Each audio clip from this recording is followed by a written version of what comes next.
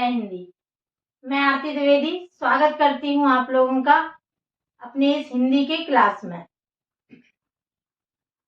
हम आपको सामान्य हिंदी पढ़ा रहे थे। कुछ क्लासेस हमारी हो चुकी थी।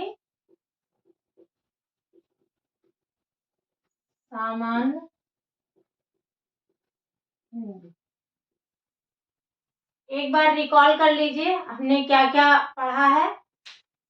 तो हमने वर्णमाला पढ़ी, भाषा की सबसे छोटी इकाई। क्या पढ़ा? अक्षर वर्ण पढ़ा। वर्ण में हमने स्वर और व्यंजन पढ़े। स्वर और व्यंजन से मिलकर जो वर्णमाला बनी उसको पढ़ा। फिर जो अक्षर से मिलकर शब्द बनते हैं शब्द पढ़े।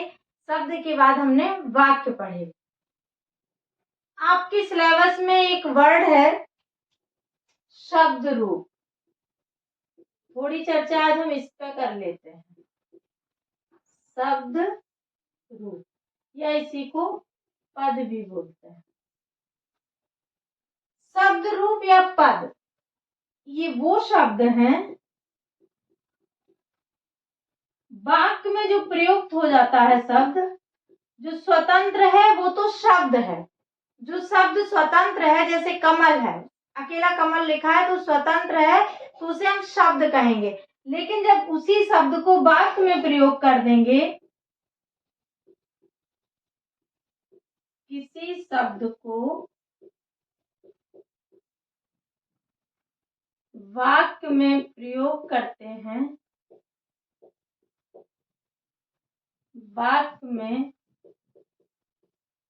प्रयोग करते हैं तो वह शब्द पद कहलाता है। जैसे बोलते हैं ना संज्ञा पद, सर्वनाम पद। संज्ञा क्या होता है? किसी का नाम होता है। संस्कृत में शब्द रूप जो होते हैं, संस्कृत आपको पढ़नी नहीं है, बस थोड़ी सी चर्चा कर रहे हैं। संस्कृत में जो शब्द रूप होते हैं वो आपने बचपन में पढ़े होंगे। राम के रूप, कृष्ण के रूप, बालक के रूप, नदी के रूप। ये जो रूप होते हैं शब्दों के, उन्हीं को शब्द रूप कहते हैं संस्कृत में। अच्छा, संस्कृत और हिंदी में इन शब्द रूपों में फर्क क्या है उसको थोड़ा सा समझ लीजिए तो आप ये शब्द रूप समझ जाएंगे। क्योंकि शब्द रूप आपके सिलेबस में एक टॉपिक दिया है, अगर हम उसे छोड़ देते तो आपको लगता है कि मैम ने एक टॉपिक छोड़ दिया है, शब्द रूप तो पढ़ाया ही नहीं है। पर वास्तविकता क्या है? जैसे संस्कृत में जब हम शब्द रूप पढ़ते हैं तो जैसे राम के पढ़ते हैं कि प्रथमा विभक्ति में एक वचन रामा, प्रथमा विभक्ति में द्विवचन रामौ, प्रथमा विभक्ति में राम का बहुवचन रामः। तो इस तरह से जो हम एक वचन, द्विवचन, बहुवचन में उनके रूप पढ़ते हैं वो क्यों होते हैं, बस उसको समझ लीजिए। वो इसलिए होते हैं, जैसे हिंदी में अगर हमें लिखना है राम, जैसे लिखना है राम ने खाना खाया तो हम राम ने लगा देंगे। लेकिन संस्कृत में जो कारक चिन्ह होते हैं वो ने के ऐसे नहीं लगते हैं, इसी में जुड़ जाएगा। इसी में कभी रामस्य हो जाएगा, कभी रामाय हो जाएगा, ठीक है, कभी रामात हो जाएगा। वाक्य के अनुसार इनका जो प्रयोग होता है वो अलग अलग हो जाता है और ये क्या कहलाता है? ये शब्द रूप होते हैं। तो संस्कृत में तो शब्द रूप हमें इसलिए अलग से पढ़ने पड़ते हैं क्योंकि इनको हम अलग से इसी फॉर्म में लिखते हैं, रामाय, रामम, रामात ऐसे करके। लेकिन हिंदी में इन शब्द रूपों का प्रयोग इस तरह से नहीं होता। और व्याकरण, चूंकि देवनागरी लिपि ही संस्कृत की भी लिपि है और देवनागरी लिपि ही हिंदी की भी लिपि है, तो चूंकि जो भी हम व्याकरण पढ़ते हैं वो लिपि के लिए ही पढ़ते हैं, लिखने के लिए पढ़ते हैं कि हमको कैसे लिखनी है चीजें, उन्हीं को तो फिर हम बाद में पढ़ेंगे। तो इसमें हिंदी में शब्द रूप इसलिए अलग से याद नहीं करने होते क्योंकि इस तरह के शब्द रूपों की जरूरत हिंदी में नहीं होती। जो हम आपको कारक पढ़ाएंगे, जो हम आपको वाक्य में प्रयोग पढ़ा रहे हैं, जो हम वाच्य पढ़ाएंगे, जो हम वचन पढ़ाएंगे, जो हम लिंग पढ़ाएंगे, वही आपके शब्द रूपों में ऑटोमेटिक प्रयोग हो जाएंगे। इनके लिए आपको अलग से कुछ पढ़ने की आवश्यकता नहीं है। हम आपसे वाक्य डिस्कस कर चुके थे तो शब्द रूप पे हमने एक बता दिया कि पद क्या होता है, शब्द क्या होता है। अगर पूछ लेता है कि इसमें पद कौन सा है, तो उसमें जो भी वाक्य में शब्द होते हैं उन्हीं को हम पद कहते हैं। ठीक है, ये आपके समझ में आ गया होगा। एक और बात कहें, कमेंट्स में आप लोग लिखते हैं कि मैम पीडीएफ, देखिए हम पहले दिन से ही कह रहे हैं पीडीएफ आपको मिले या नहीं मिले इस बात पर ध्यान मत दीजिए, क्योंकि पीडीएफ जो भी होती है कोचिंग के इंस्टीट्यूट से जो मिलती है वो प्रिंटेड होती है, और प्रिंटेड में हमेशा किताबी भाषा का प्रयोग होता है। और यहाँ हम आपको अपनी भाषा का प्रयोग कर रहे हैं, जो आपकी और हमारी भाषा है।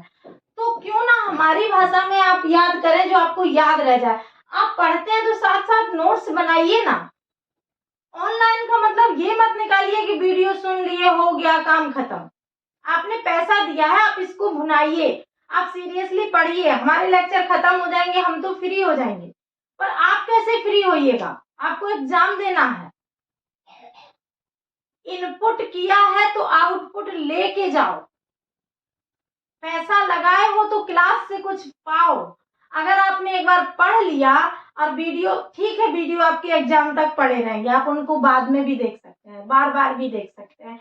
देखिए बार बार, समझने के लिए देखिए बार बार, पर साथ साथ नोट्स बनाइए। जो आपकी भाषा में बने हुए नोट्स हैं वो आपके काम आएंगे, वो आपको एक बार में याद हो जाएंगे। प्रिंटेड नोट्स पढ़ने में मन नहीं लगेगा, क्योंकि प्रिंटेड नोट्स ही आपको चाहिए, तो वो तो आपको बुक्स में सारा कुछ लिखा हुआ है, तो आप पढ़ लेते। नोट्स से इतना जरूरी थे तो नोट्स पे मत ध्यान दीजिए। ये जो आपके बन रहे हैं ये नोट्स ही हैं, इनको पढ़ते जाइए, इनको नोट करते जाइए, ये आपको काम देंगे। पॉज कर लीजिए, थोड़ा सा दिक्कत हो रही लिखने में, पॉज करके लिख लीजिए, फिर आगे लिख लीजिए। बंद तो होता नहीं है लाइव क्लास, ऐसा तो है नहीं कि लाइव क्लास है और डिलीट हो जाएगा, डिलीट तो होता नहीं है, क्लास तो रहता ही है। अगर आप थोड़ी देर तक भी देखेंगे तो कोई फर्क नहीं पड़ता है, पर खुद से नोट्स बनाइए, वो आपके काम आएंगे। प्रिंटेड नोट्स से कोई फर्क नहीं पड़ता, मिलेगा नहीं मिलेगा इसको छोड़ दीजिए। हम वाक्य पढ़ रहे थे, वाक्य के बाद हम वाक्य में ही एक और आता है वाच्य। हम चर्चा अब करेंगे वाच्य पर, ठीक है। अगली चर्चा हम करेंगे किस पे? वाच्य पे। वाच्य क्या होता है? वाच्य वो होता है जिससे हमें ये पता चले कि वाक्य में किस पद की प्रधानता है, यानी कि वाक्य किस पर बेस्ड है। जैसे अंग्रेजी में एक्टिव वॉइस है या पैसिव वॉइस है, ठीक है। उसी तरह से हिंदी में भी ये पता चलना कि वाक्य में किसकी प्रधानता है, कर्ता की प्रधानता है या कर्म की प्रधानता है या क्रिया की प्रधानता है। तो कर्ता या क्रिया या कर्म में से किसकी प्रधानता है, ये पता करने के लिए वाच्य होता है। इसका पता चलना वाच्य कहलाता है। तो वाच्य से हमें क्या पता चलता है?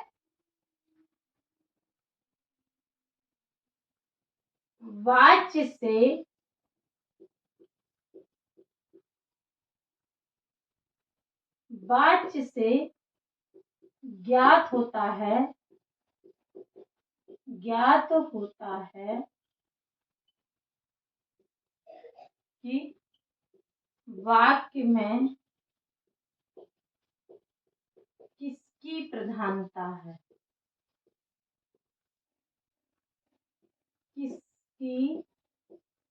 किसकी में कर्ता, कर्म या क्रिया, इनमें से किसकी प्रधानता है।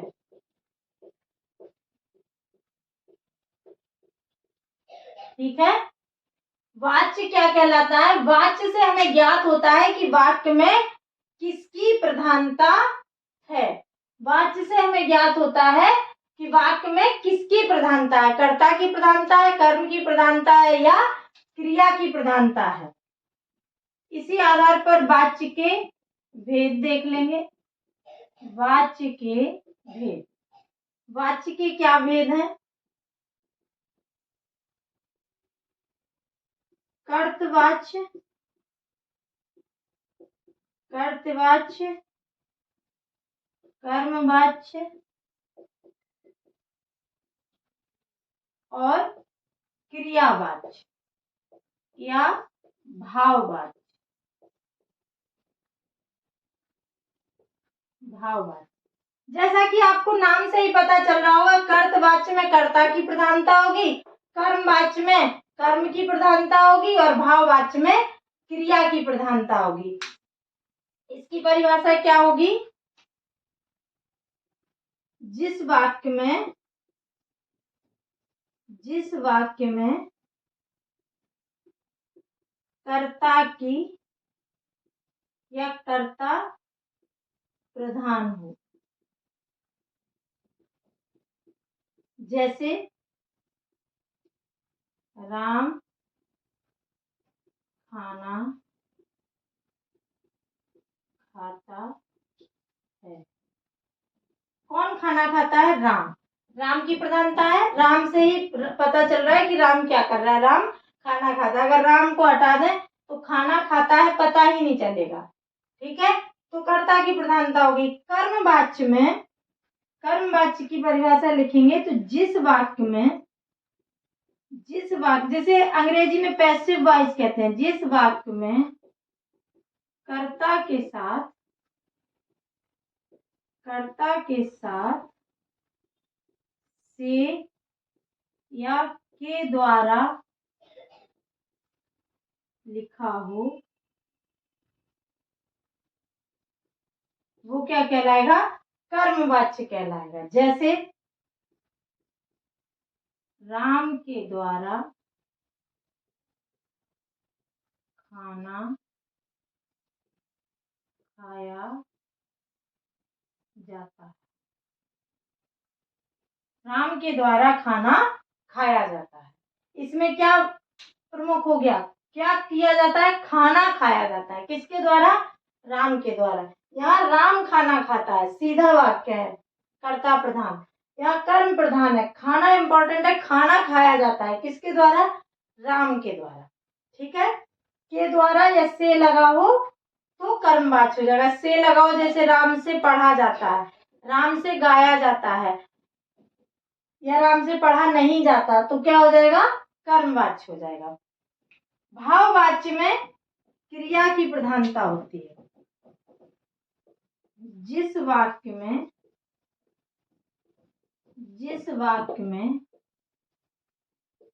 क्रिया की प्रधानता हो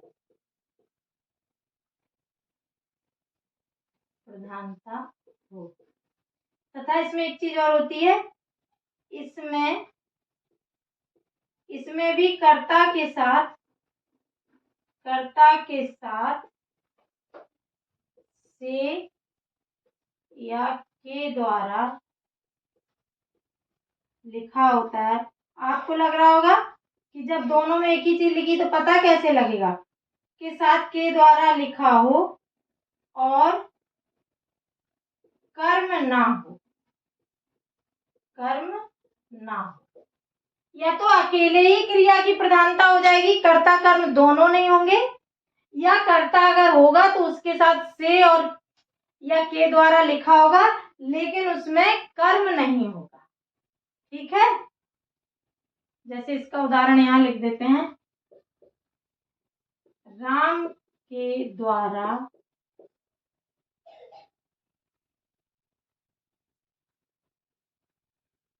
के द्वारा चला नहीं जाता। एक जैसे बिना, इसमें कर्म नहीं है, राम के द्वारा चला नहीं जाता, चला क्रिया है, ये अव्यय है, राम के द्वारा ये भाववाचक करता है। ठीक है, अकेले रहा नहीं जाता, अकेले रहा नहीं जाता, इसमें न कर्ता है ना कर्म है। तो हमें लगता है वाच्य आपको समझ में आ गए होंगे। वाच्य में क्या है? शब्द रूप तो आपको समझ में आ ही गए। शब्द रूप, संस्कृत में शब्द रूपों का महत्व अलग है, लेकिन हिंदी में शब्द रूप को ही पद कहते हैं। और पद क्या कहलाता है? किसी शब्द को जब वाक्य में प्रयोग कर देते हैं तो वही शब्द पद कहलाता है। ठीक है, वाच्य क्या है? वाच्य वो है जिनसे हमें पता चलता है कि वाक्य में किसकी प्रधानता है। जो वाक्य हमने लिखा है उस वाक्य में किसकी प्रधानता है, कर्ता की, कर्म की या क्रिया की। तो इसी आधार पर वाच्य के 3 भेद हैं, कर्तवाच्य, कर्मवाच्य और भाववाच्य या क्रियावाच्य। कर्तवाच्य में जिस वाक्य में कर्ता प्रधान होता है वो कर्तवाच्य होते हैं, जैसे राम खाना खाता है, गीता गाना गाती है, कुछ भी। कर्मवाच्य भी होते हैं जिसमें वाक्य के साथ के द्वारा या से लगा होता है, वहां जैसे राम के द्वारा खाना खाया जाता है। ये कब होता है, जब कर्मवाच्य होता है। जैसे इंग्लिश में इसे पैसिव वॉइस कहते हैं, ये एक्टिव वॉइस, ये पैसिव वॉइस। लेकिन इंग्लिश में 2 ही विभाजन होते हैं, एक एक्टिव वॉइस, एक पैसिव वॉइस। यहाँ तीसरा विभाजन भी है भाववाच्य, और भाववाच्य में कर्ता के साथ से या के द्वारा आता है पर कर्म नहीं आता। लेकिन यदि या फिर कर्ता और कर्म दोनों ही नहीं आते, क्रिया से ही वाक्य पूरा हो जाता है, ऐसे में भाववाच्य या क्रियावाच्य कहलाता है। ठीक है, आप लोग इसे नोट कर लीजिए, फिर मिटा देंगे।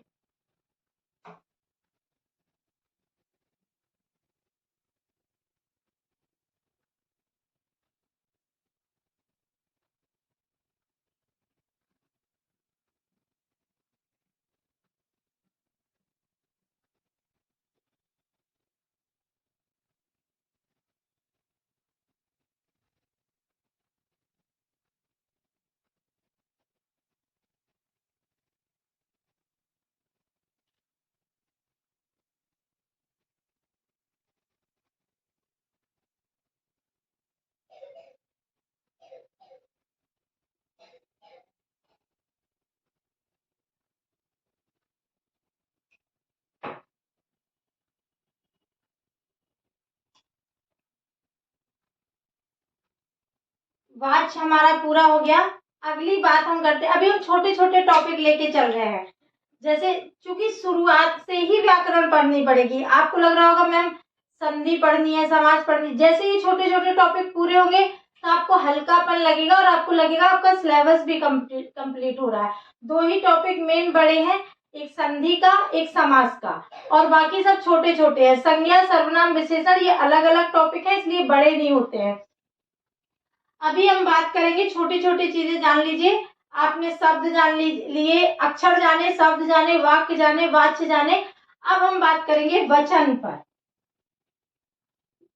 वचन पर बात करेंगे, और ये वचन आपका वादा नहीं है, वादा वाला वचन नहीं है ये। ठीक है, ये वचन है जिससे हमें ये पता चलता है कि वाक्य में जो संज्ञा पद है, वाक्य में जो संज्ञा है वो एक है या एक से अधिक है। वचन से हमें पता चलता है कि किसी वाक्य में संज्ञा कितनी है, एक है या एक से अधिक है। इसका पता करने के लिए हमें वचन की आवश्यकता होती है। तो वचन की परिभाषा लिख लीजिए। वचन की परिभाषा लिखिए, जिससे किसी वाक्य में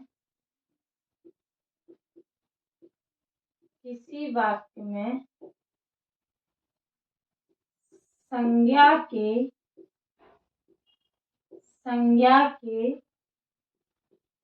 एक या एक से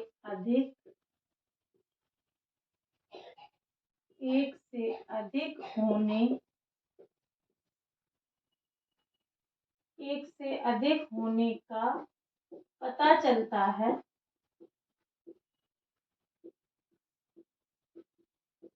वचन कहलाता है। ऐसे तो आपको वचन पता ही है, लेकिन परिभाषा जान लेना जरूरी है, क्योंकि मेंस में जब आएगा तो परिभाषा भी पता होना चाहिए। तो जिससे किसी भी वाक्य में संज्ञा के एक या एक से अधिक होने का पता चलता है, वो वचन कहलाता है। वचन कितने प्रकार के होते हैं? वचन के भेद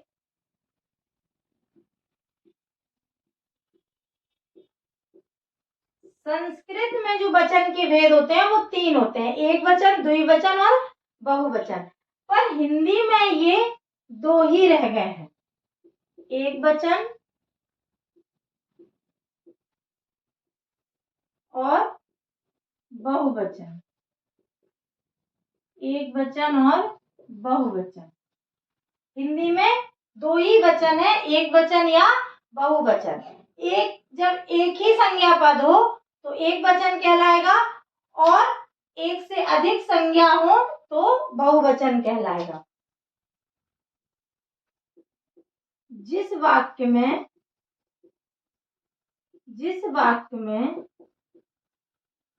एक ही संज्ञा पद आए वह वाक्य एक वचन होगा।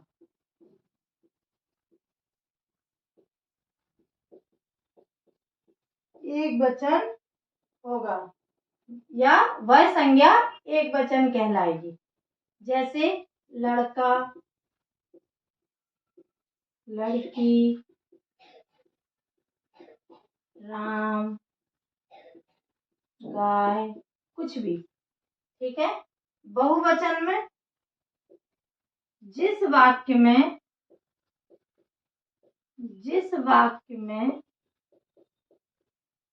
एक से अधिक संज्ञा पद आए वहां बहुवचन होगा। जैसे लड़के, लड़कियां, लड़कों आदि। मेन आप यहाँ नहीं, प्री में आपको यहाँ समस्या नहीं होगी। समस्या तब होगी जब कोई ऐसा शब्द दिया जाएगा जो लगेगा एक वचन है और होगा बहुवचन, या लगेगा बहुवचन है और होगा एक वचन। तो कुछ उन शब्दों को हम आपको बता देते हैं जो शब्द लगते हैं जैसे बहुवचन है लेकिन हमेशा एक वचन कहलाते हैं। इसे मिटा दें।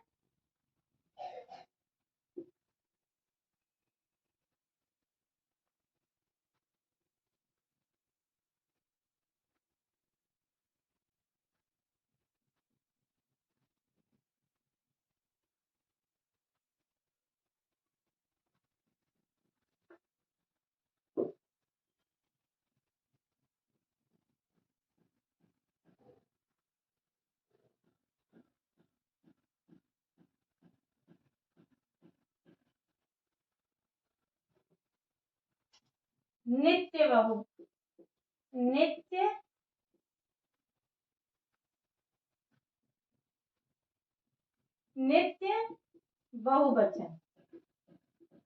कुछ शब्द हैं जो नित्य बहुवचन कहलाते हैं।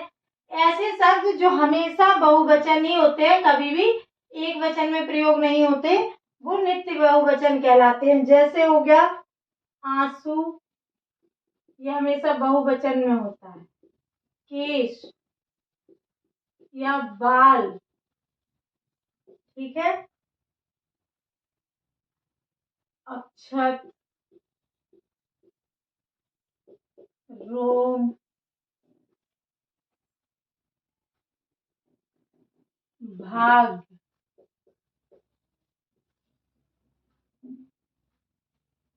हस्ताक्षर, समाचार,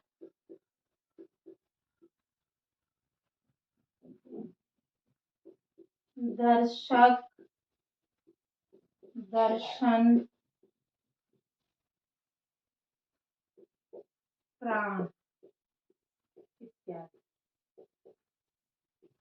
इम्पोर्टेंट जितने थे मैंने छांट के लिख दिए हैं, हो सकता है एक आध कोई छूटा हो तो देख लिया जाएगा। आंसू, केस, बाल, अक्षत, रोम, भाग्य, हस्ताक्षर, समाचार, दर्शक, दर्शन, प्राण इत्यादि, ये ऐसे शब्द हैं जो हमेशा ही बहुवचन में प्रयोग होते हैं। इनका कभी एक वचन में इनको कभी प्रयोग नहीं होता। आंसू निकल रहा है नहीं बोलते, आंसू निकल रहे हैं। केस खुले हैं, केस बंधे हैं। बाल और केस एक ही तरह प्रयोग होता है। अक्षत, चावल को कहते हैं अक्षत। अक्षत भी कभी एक का नहीं होता कि अक्षत रख दिया, अक्षत रख दिए। बिहार की भाषा में अक्षत रख दिया भी बोल सकते हैं, लेकिन वो शुद्ध नहीं है। शुद्ध वर्तनी के लिए भी आ सकता है तो वो गलत हो जाएगा।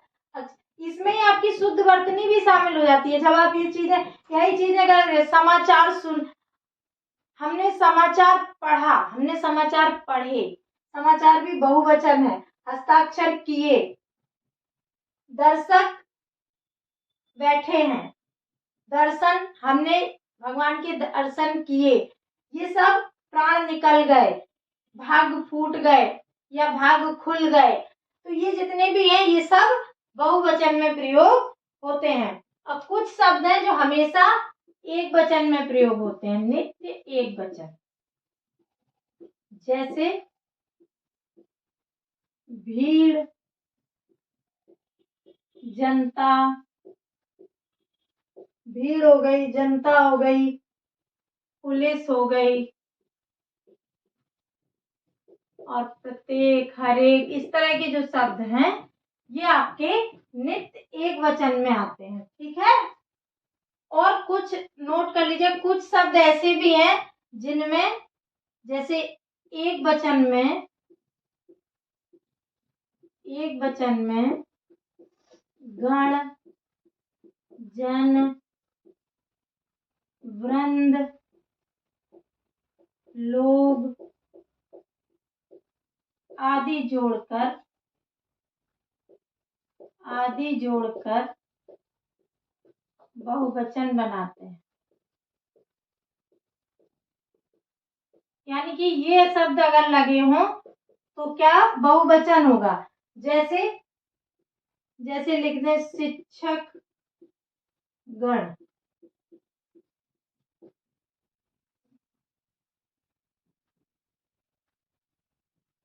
वृद्धजन,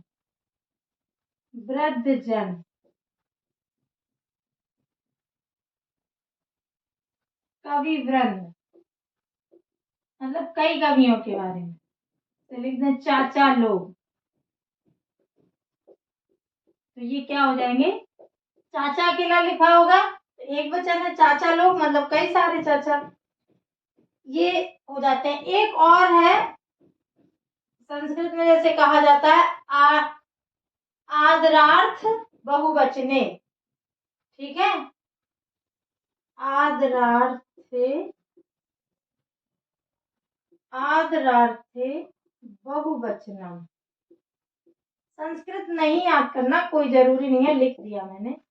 आदरार्थे बहुवचनम का मतलब है जिसको हम सम्मान देते हैं उसे हम हमेशा बहुवचन में प्रयोग करते हैं। जहां सम्मान की बात हो, जहां सम्मान या आदर की बात हो,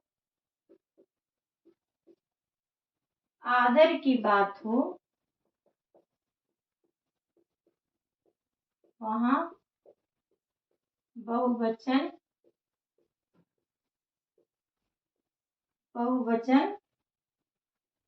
प्रयोग होता है, बहुवचन प्रयोग होता है। जैसे महात्मा गांधी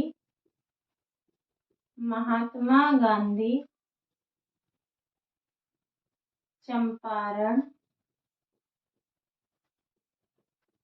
गए।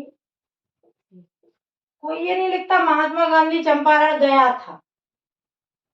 महात्मा गांधी तो एक ही है, यानी कि ये एक वचन है। वाक्य तो ये एक वचन है क्योंकि महात्मा गांधी तो एक ही है, लेकिन क्रिया बहुवचन की है, गए थे। क्यों? क्योंकि इनका नाम हम आदर से लेते हैं, इनको महात्मा गांधी गया था नहीं बोलते। जैसे पिताजी आए हैं, पिताजी तो एक ही है पर आए हैं। ठीक है, तो इनके साथ क्रिया बहुवचन की लगेगी क्योंकि ये हमारे सम्माननीय पद है। जहां हम सम्मान करना चाहेंगे वहां हम क्या लगाएंगे, बहुवचन लगाएंगे। ठीक है, आपको समझ में आ गया होगा। नित्य बहुवचन मतलब जो हमेशा बहुवचन में ही प्रयोग होते हैं। आंसू, केस, बाल, अक्षर, रोम, भाग्य, हस्ताक्षर, समाचार, दर्शक, दर्शन, प्राण इत्यादि। नित्य जो एक वचन में प्रयोग होते हैं वो भीड़ है, जनता है, पुलिस है, प्रत्येक है, ऐसे शब्द जो है। एक वचन में गण, जन, वृंद, लोग आदि जोड़ दिया जाता है तो वो क्या बन जाते हैं? बहुवचन बन जाते हैं। आदर, आदरार्थे बहुवचनम, यानी कि जहां आदर किया जा रहा हो, जहां सम्मान किया जा रहा हो, वहां भी हमेशा बहुवचन का प्रयोग होता है। नोट करना है।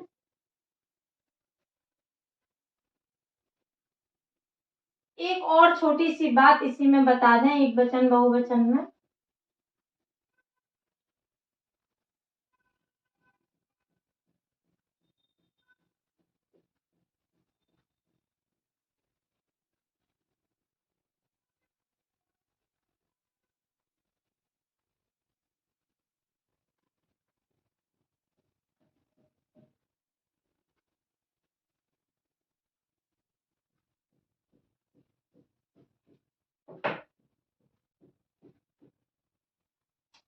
कुछ शब्द ऐसे हैं जिनमें हम जैसे इकारांत,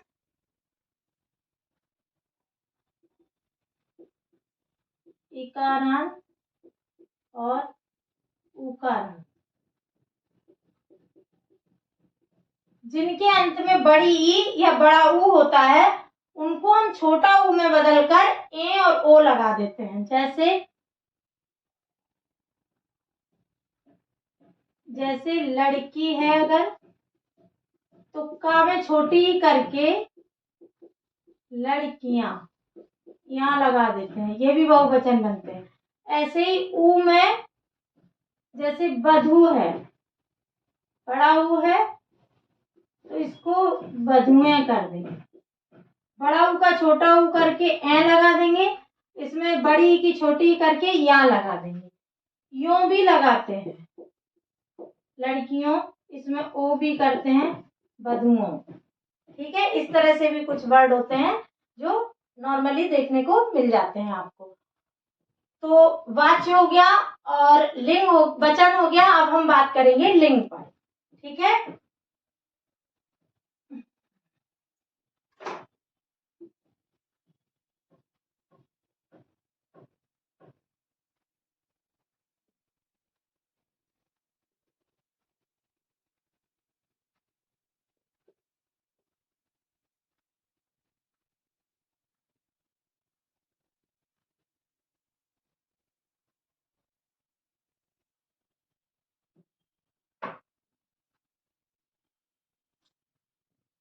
लिंग हिंदी में, संस्कृत में जैसे वचन 3 थे वैसे ही लिंग भी, संस्कृत में जैसे वचन 3 है वैसे ही लिंग भी 3 है। स्त्रीलिंग, पुल्लिंग और नपुंसक लिंग। लेकिन हिंदी में 2 ही लिंग है, स्त्रीलिंग और पुल्लिंग। लिंग की परिभाषा क्या लिखेंगे? जिससे वाक्य में संज्ञा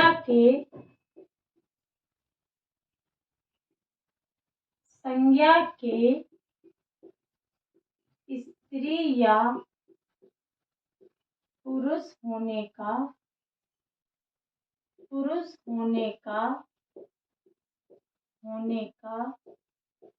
पता चलता है,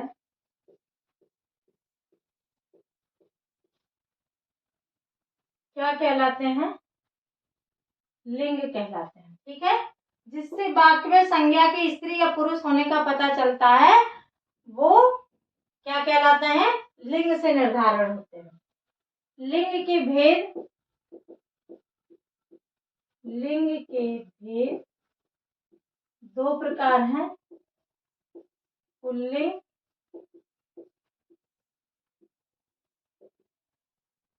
और स्त्रीलिंग।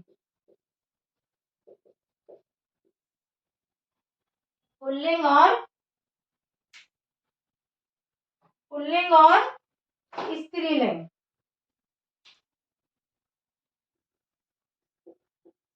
जिससे किसी संज्ञा का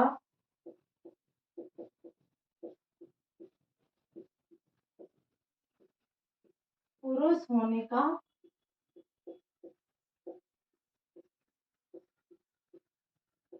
भाव प्रकट हो,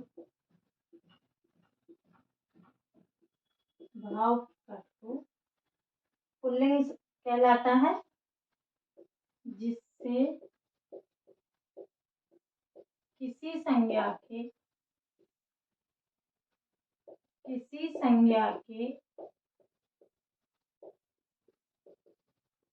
स्त्री होने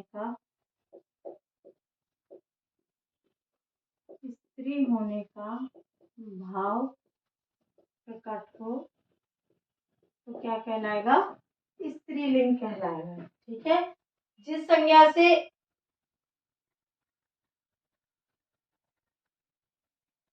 संज्ञा से पुरुष होने का भाव प्रकट हो पुल्लिंग और स्त्री होने का भाव प्रकट हो तो स्त्रीलिंग कहलाता है। जैसे लड़का,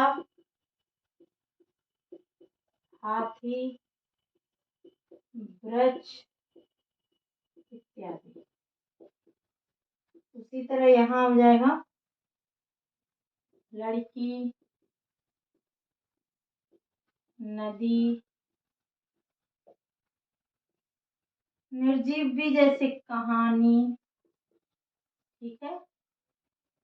अब इनमें समझने वाली बात यह है, जैसे कुछ तो हमेशा आपको दिखेंगे, एक आध अपवाद को छोड़ दीजिए। जैसे नदियों के नाम प्रायः स्त्रीलिंग ही होते हैं। ठीक है। नदियां जो भी है, नदियों के जो भी नाम है वो प्रायः क्या होते हैं? स्त्रीलिंग होते हैं। इस तरह से कुछ कुछ नाम आपको पढ़ के पता चलेगा कि वो स्त्रीलिंग है या पुल्लिंग है। उस संज्ञा के साथ आप क्रिया लगाकर उन्हें पहचान सकते हैं और कोई खास पहचान इनकी नहीं है। जैसे पक्षियों के नाम में एक ही तरह के होते हैं। जैसे मक्खी है, मक्खी को बोलते समय लगता है ये स्त्रीलिंग है, पर चूंकि इसमें स्त्रीलिंग और पुल्लिंग के अलग अलग भेद नहीं है। जैसे लड़कियों में लड़का पुल्लिंग हो गया, लड़की स्त्रीलिंग हो गई। ठीक है। गाय स्त्रीलिंग हो गया, बैल पुल्लिंग हो गया। पर मक्खी में एक ही वर्ड है तो इसमें नर और मादा लगा रहता है। नर मक्खी, मादा मक्खी। ठीक है। नर गौरैया, मादा गौरैया। जिनके नाम सिंगल ही है, पुरुष और पुल्लिंग और स्त्रीलिंग में जिनके नाम अलग अलग नहीं है, उनमें नर और मादा लगाया जाता है। ठीक है। एक तो ये स्त्रीलिंग पुल्लिंग में होता है कि जिनका नहीं पता चले उनमें नर और मादा, पता नहीं मतलब जिनका कोई दूसरा वर्ड नहीं है उनमें नर और मादा लगा रहता है।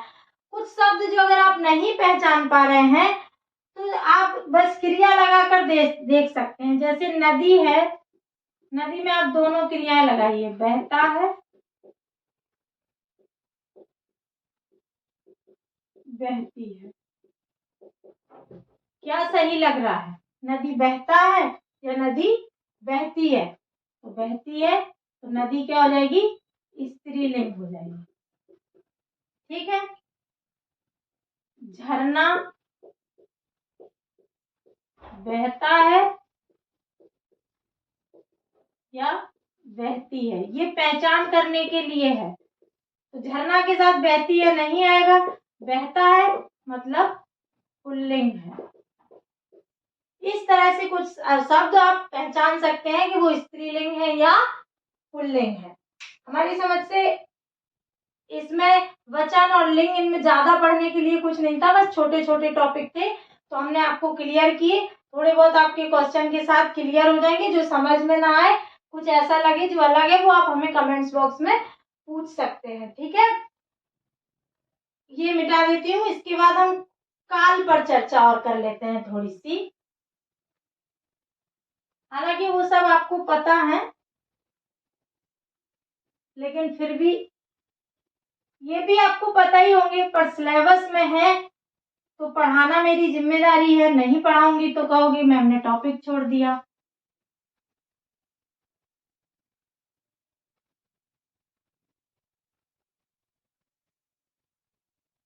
काल पढ़ाने के बाद आज की क्लास, अगले क्लास में हम आपको कारक पढ़ाएंगे, ठीक है। अभी हम क्या बताने वाले हैं, काल। काल, काल की परिभाषा क्या लिखेंगे, एक्चुअली में आपको पता है लेकिन परिभाषा पता चल जाती है तो एग्जाम में आपको लिखने में आसानी हो जाती है। काल की, जिस वाक्य में क्रिया के होने का समय का बोध होता है, क्रिया के होने के समय का बोध होता है, बोध होता है, उसे काल कहते हैं, उसे काल कहते हैं। अलग से काल शब्द किसी वाक्य में नहीं दिया जाता। समय, किसी में कोई समय दिया हो वो एक अलग मैटर है, लेकिन वाक्य से ही क्रिया के होने का समय पता चल जाए कि क्रिया पहले हो चुकी है या हो रही है या होने वाली है, उसी से काल का पता चलता है। और काल कितने प्रकार के होते हैं, काल के भेद,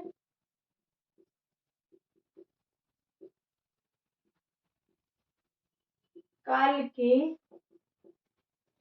भेद, वर्तमान काल, भूतकाल,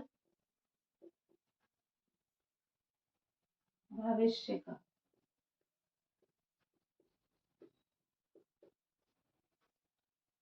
जो अभी, वर्तमान क्या हुआ, जो अभी हो रहा है वो वर्तमान हो गया, जो बीत चुका है वो भूतकाल है, और जो भविष्य में होगा वो क्या कहलाएगा, भविष्य काल कहलाएगा, ठीक है।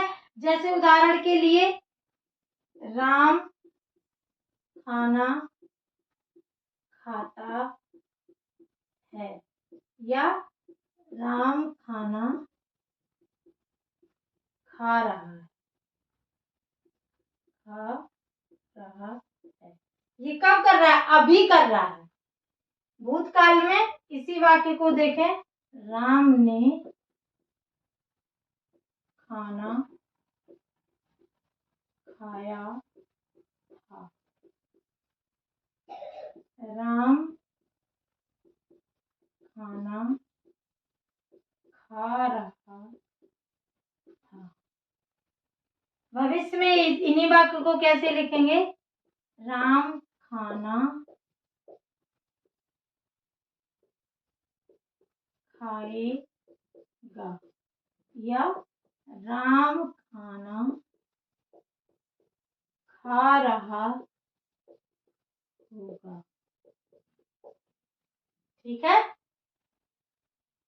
ये भविष्य काल हो गया जो अनिश्चित होता है, और भूतकाल जो बीत चुका है, और वर्तमान काल जो अभी चल रहा है। तो ये आपके तीनों काल थे। इनके भी भेद है, वर्तमान काल के 5 भेद हैं, भूतकाल के 6 भेद हैं, उतना आपको जानने की जरूरत नहीं है, वो सब पूछता भी नहीं है। अगर आप कमेंट्स बॉक्स में ये लिखेंगे कि आपको जानना है तो हम बाद में इन्हें करवा देंगे, वरना मुझे नहीं लगता एक्स्ट्रा बर्डन बढ़ाने की कोई जरूरत है। ये सब नहीं पूछा जाता है कि वर्तमान काल के कितने भेद हैं, भविष्य काल के कितने भेद हैं, ये सब नहीं पूछा जाता है। अगला टॉपिक हम आपको कारक पढ़ाएंगे, उसके बाद धीरे धीरे ज्यादातर सवाल जो प्री में पूछे जाएंगे वो इन सब से जो बीत चुका, जो मतलब हम पढ़ा चुके हैं, और पूछेगा ये काल वाल से इतना नहीं पूछता है, बाकी पूछेगा आपसे संधि पर, समास पर प्रश्न आएंगे, विशेषण से बहुत प्रश्न आते हैं, सर्वनाम से बहुत प्रश्न आते हैं। तो उन टॉपिक को बहुत अच्छे से कवर करना होगा। ये भी मैंने आपको विस्तार में ही पढ़ाया, केवल इनके जो भेद है वो नहीं बताए, कुछ खास अंतर के साथ वो भेद नहीं है, इसलिए मैंने नहीं बताया। आप कहेंगे तो बता देंगे, पर कोई जरूरी नहीं है कि आप जबरदस्ती का रट्टा मारे याद करें। तो आज की क्लास को यहीं विराम देते हैं, अगली क्लास हम कारक पर लेंगे। हम हमारे साथ जुड़े रहने के लिए आपका धन्यवाद। आपका दिन शुभ हो, बेस्ट ऑफ लक।